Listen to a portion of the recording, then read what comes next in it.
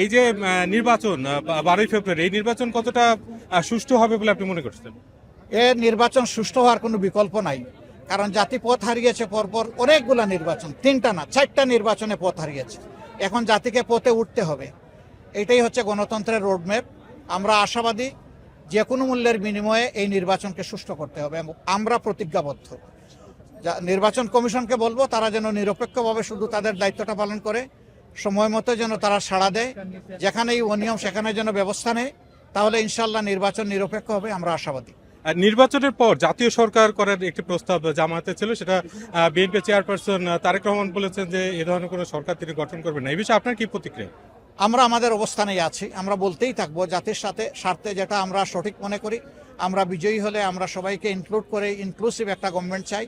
যদি কেউ না আসে, কারণ তো জোর করে আনা যাবে না। সেক্ষেত্রে কি কোনো বিরোধী দল থাকবে? সংসদে তো বিরোধী দল থাকবে, কেউ না কেউ থাকবে।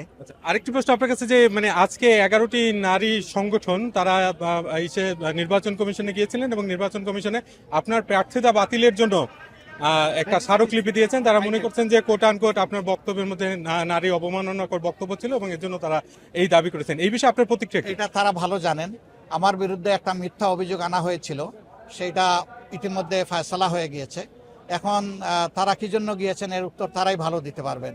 আর আমি এটাকে কোনো সমস্যা হিসাবে দেখি না। একজন যেতেই পারে, এটা তার ফ্রিডম অফ এক্সপ্রেশন, সে চাইতে পারে।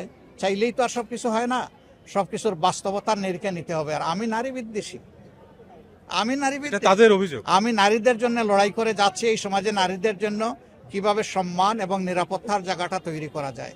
আমাকে নারী বিদ্বেষী বললে এটা তাদের জন্যই দুঃখজনক হবে, আমার জন্য না। আর আরেকটি বিষয় নিয়ে আন্তর্জাতিক অঙ্গনে বেশ আলোচনা হয় এবং অনেক জায়গা থেকে বলা হচ্ছে যে জামায়াত, এনসিপি, আপনাদের যে জোট, এই জোট যদি ক্ষমতায় যায় তাহলে কি ইসলামী শরিয়া আইন চালু করা হবে কিনা বাংলাদেশে? আমরা এগুলো পরিষ্কার করে বলে দিয়েছি, এখন নতুন করে আর বলার কিছু নেই। তো আমরা ইনশাআল্লাহ এই দেশে আমরা একটা সুশাসন চাচ্ছি, আমরা এই দেশকে দুর্নীতিমুক্ত করতে চাই। এই দেশের মধ্যে আমরা কোনো চাঁদাবাজ, দখলবাজ আমরা রাখবো না। এগুলা ক্লিন হয়ে গেলে আমাদের দেশের মানুষ অর্ধেক শান্তি পেয়ে যাবে, আর বাকিটা ইনশাআল্লাহ আইন প্রয়োগের মাধ্যমে নিশ্চিত হয়ে যাবে। ধন্যবাদ। Thank you.